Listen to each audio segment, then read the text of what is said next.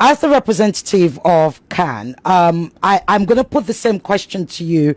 When you hear the term or the allegation of Christian genocide from the United States, President Trump, Ted Cruz, etc., what were your thoughts? And indeed, do you agree with them? Because you are running out of time, I will save you and just go to the basic. One, I've listened to the other speakers. I've listened to the arguments they bring. I am not speaking from research or whatever. I'm speaking as a victim.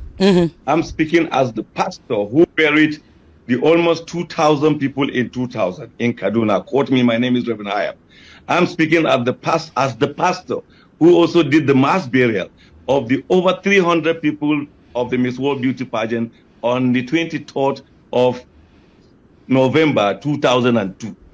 I'm also the pastor who came out publicly to denounce the Danish cartoon in 2006, but it later leads to the death of Christians in Maiduguri and death of Christians in Bauchi.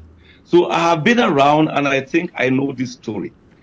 Listening, we are coining it into the politics of America as if we are not in Nigeria. And someone is saying that at least if it was used, sincerely speaking, there has been killings of Christians in northern Nigeria before even the advent of Boko Haram. I was in Kano. I just left Kano with 1 week, and the killing of the visit of Reabonke happened.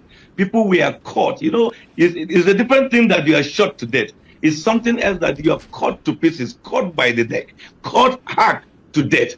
I saw these cops. I had to run back. My pastor asked me, why did you come back? I said, no, I just left for Kaduna 1 week, and then I heard what happened to my people in places in Kano. I just came back. So it is something that has... Sorry, sir, if I may interrupt you. What year are we talking about?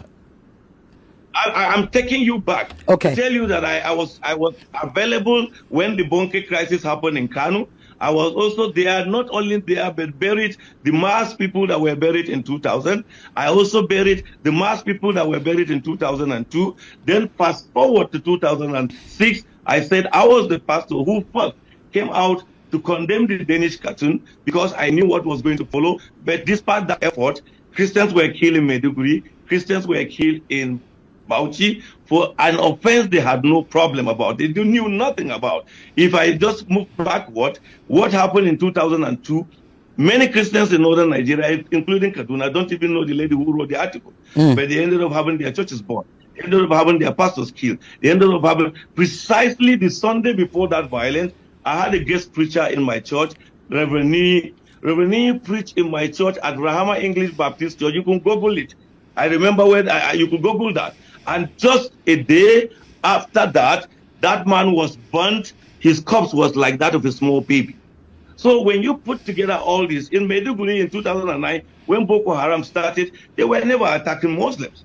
They actually went for the church because they said, we are infidel. One among the early pastors that was killed was Pastor Oji. Pastor Oji was killed. When he saw he was going to die, he simply said, go and tell my brothers I die well.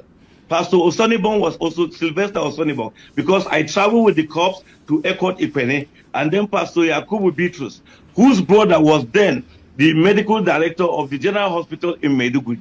So I got involved in these things more than the hair story.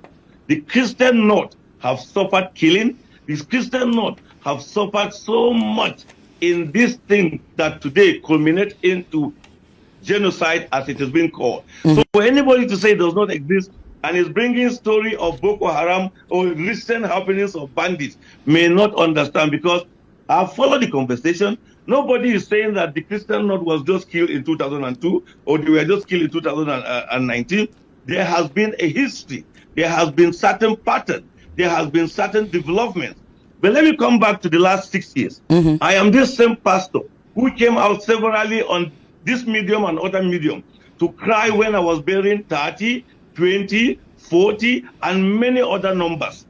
And why were those people killed?